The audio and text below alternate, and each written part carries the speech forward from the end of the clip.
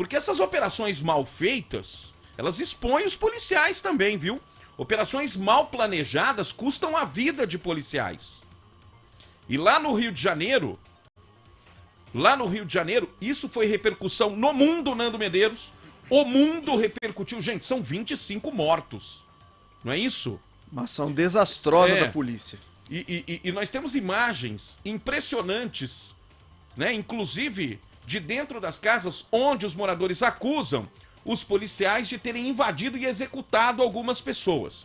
O que acontece? A polícia tem que mostrar a identidade desses mortos.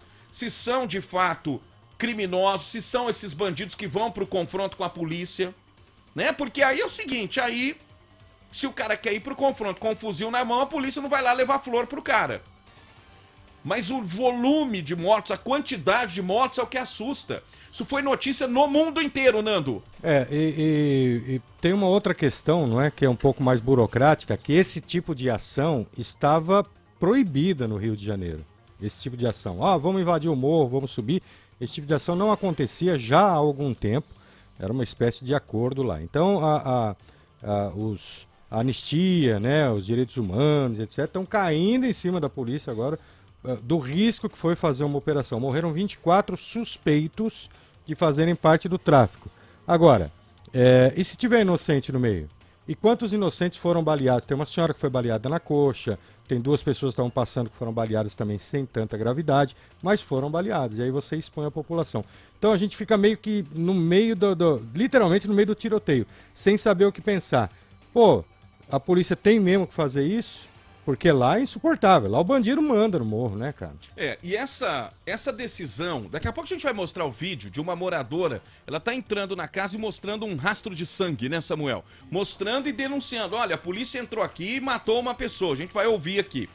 Mas é o seguinte, essa decisão do ministro Fachin, que depois foi confirmada pelo plenário do STF, né?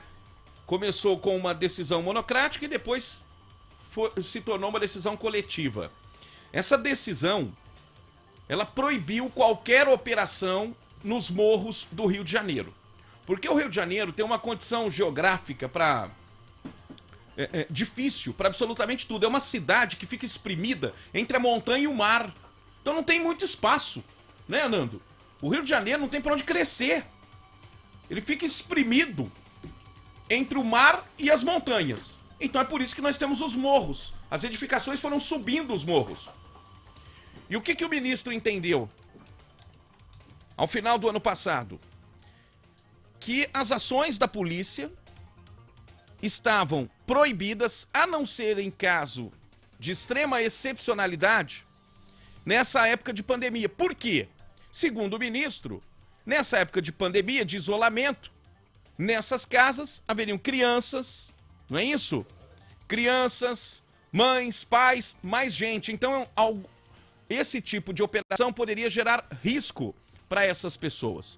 Só que, ao mesmo tempo, a decisão do ministro, ela deu uma folgada para os bandidos. Porque os caras sabem que a polícia não vai subir o morro. Exato. Não é isso, né? Então ela deu os bandidos encararam. Poxa vida, é a notícia do ano, né? Pô. A polícia não vai ficar mais aqui no nosso pé. E o que não ficou bem entendido é a extrema excepcionalidade. O que define isso? Qual que é o conceito de excepcionalidade? É o que ontem a polícia estava também questionando, né?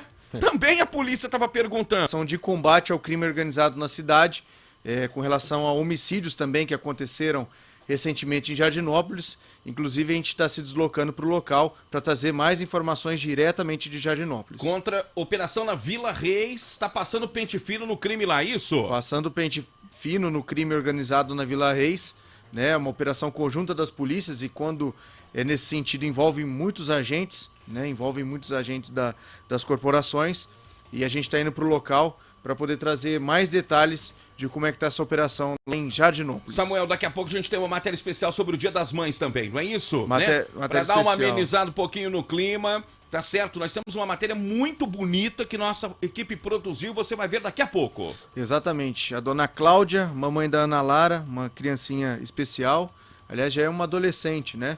Quando a gente começou a acompanhar esse caso, ela era uma criancinha e hoje já é uma adolescente, 13 anos, mas é um caso especial que eu acho que dignifica aí toda a nossa homenagem para as mamães, para 67 mamães do Brasil. 67 milhões de mamães. 67 milhões de mamães do nosso Brasil. Tá certo. Até daqui a pouco então, Samuel. Maravilha. 6h41 agora, 6h41. Quero bom dia do Décio Rodrigues, Total FM 106.1. A notícia pedindo passagem, a notícia ao vivo. Um jornal moderno, dinâmico e com opinião.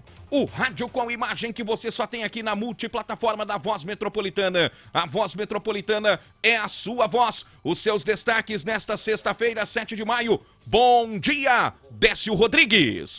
Oi, Lincoln. Bom dia pra você, bom dia a todo mundo que acompanha a Voz Metropolitana nesta sexta-feira. Vamos destacando o Sertãozinho e região, falando da atuação imprescindível do Corpo de Bombeiros no salvamento de 3 pessoas no Aragão número 2. Aconteceu um incêndio contra